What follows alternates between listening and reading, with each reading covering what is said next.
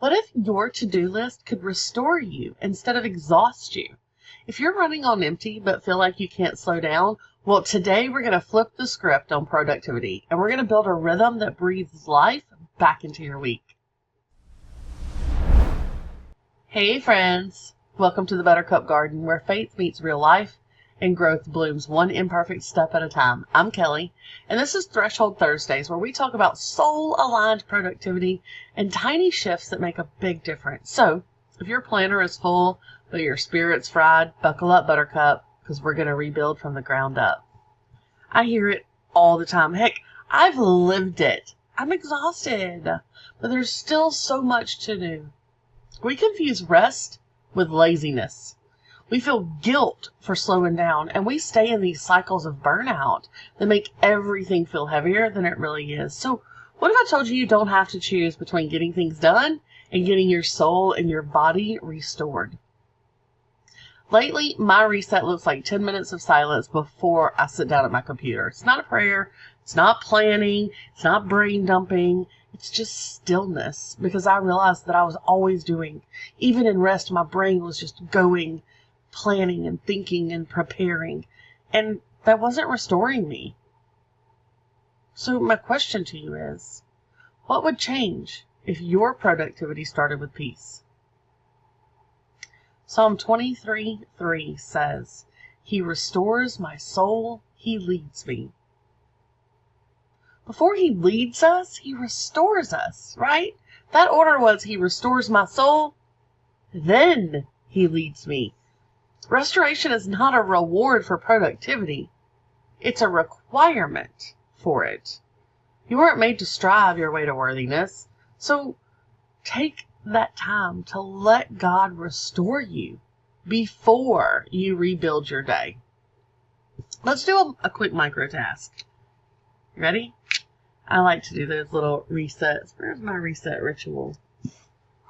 Oh, I thought it was right here. But here it is. Yeah. So before we get into that, if you haven't printed out your reset rituals, make sure you get that in the description. Okay. Let's pause. Let's pause for that practical shift, that quick reset. I call it a micro task reset, and it's something that you can come back to anytime you feel overwhelmed, overextended, or just plain over it. It's not about doing more. It's about doing better for your soul, for your body. So grab a pen, open your planner, just glance at your mental list. Pick one thing that's been weighing on you. Maybe it's that mountain of laundry that's been whispering guilt all week long. Maybe it's that email you keep putting off because it requires a response that you're not emotionally ready to give. Or maybe it's just the 400 browser tabs that are open, or all the things in your head begging to be dealt with. Name it. Not your entire list. Just one thing on that list that's draining your energy, that makes you go, ugh, right? When you see it on that list. We're bringing it into the light, not to fix it, but to reframe it. So what is it? And then step 2, ask the question about it. Is it urgent? Does it actually have to be done right now? Or is it just loud? See, some tasks yell at us because they're loud, not because they're important. And we confuse noise with need. But just because something is tapping on our brains every 5 seconds doesn't mean that it actually deserves our energy right now. If the task isn't urgent, it's not going to cause harm to you, your people, or your peace, then move it. Postpone it. Delegate it. I mean, really? Does it even have to be done? Could you potentially delete it? Why does it matter? Because every time that you say yes to something that drains you without discernment, you're saying no to something that might actually fill you up. You're depleting your capacity to serve well, to live fully, and to show up with grace. In my side hustle, we say, do the thing that makes you money, right? The single most important task is the one that is most important to your business. Well, this non-business task list, the single most important task, is the one that is important to your soul, which is step 3. Choose one task that feels restorative. I don't mean a spa day or even a nap. Though both are valid, and I am a nap lover, okay? Actually, I'm a spa day lover too, but I don't get those as often as I get naps. They're valid, and they're holy in their own ways, but I'm talking about something that moves you, your house, your business, whatever, something that moves you forward, but that also gives you something back. Something small but sacred. Maybe it's prepping dinner while your favorite worship playlist plays in the background. Maybe it's finally sitting down to write something that's been stirring in your heart. Maybe it's walking outside barefoot and letting God speak through the breeze while you breathe deeper than you have in days. These things still count. They do move your day forward, but they also restore something in you that the pressure of productivity has been stripping away. And here's the key. I want you to schedule that restorative task first today. I want you to put it on your planner, write it on a Post-it, set a timer if you need to. Because if you don't schedule what restores you, your day will schedule what drains you. Look, I said it earlier. We think rest is optional. We treat restoration like it's dessert after we finish our vegetables. But, friend, you are the soil that God planted in. And dry, cracked earth doesn't grow anything. Even good seed won't sprout if the ground is exhausted. It's not laziness. It's not.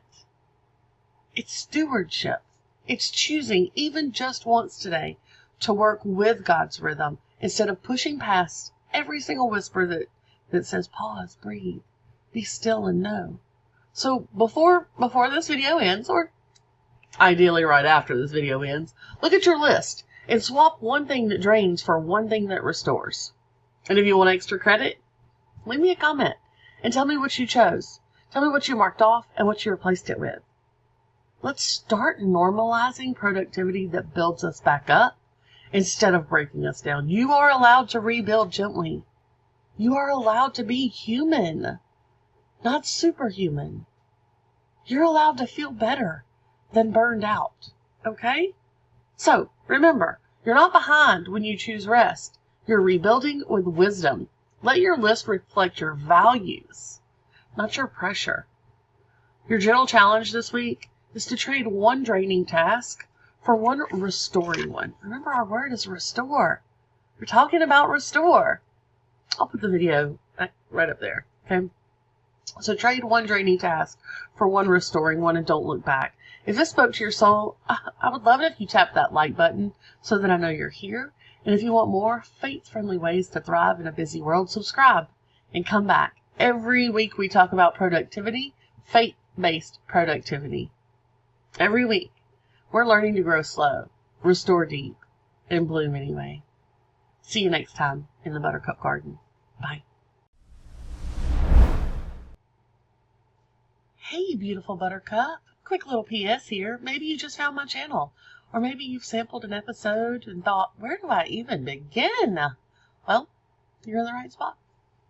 I built a Start Here playlist just for you. 4 short videos that lay the foundation of this garden that we're growing in. Video 1, Buckle Up Buttercup.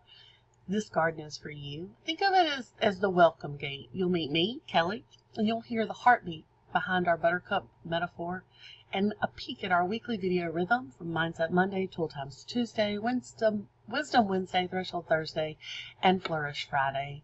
Video 2, What is the Buttercup Garden and How to Grow with Us? We dig deeper into why buttercups thrive in hard soil, just like women of faith in tough seasons. You'll learn how to comment, how to connect, and how to pick a playlist that matches your current soil. Video 3 is how to use this channel without getting overwhelmed. No pressure or algorithm chasing, just simple rhythms that support you whether you binge watch or whether you drop in once a month. In video 4, Start Here. This is my favorite mindset flip. I share one of my most personal flips.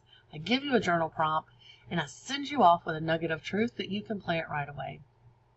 As the channel grows, I'll probably tuck in some new essentials into that same playlist so it always stays a comfy on-ramp today, next year, or 5 years from now.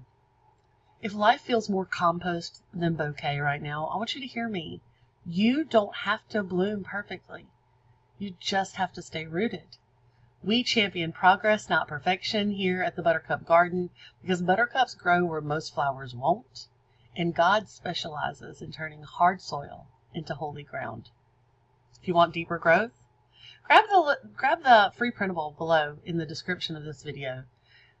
That way you can hop onto our email list and you can get midweek pep talks or maybe even a peek into our private community where we trade prayer requests and weekly wins. If you're ready, again, tap that link or sign up for the free printable below. Save this video, hit watch later, right? I love that. I love to save things to watch later. That way you can listen while you're commuting or while you're folding laundry, cooking dinner, walking the dog, riding your bike. Whatever it is, go outside, breathe air, and remember, you are not broken. You are becoming. I can't wait to grow forward imperfectly together.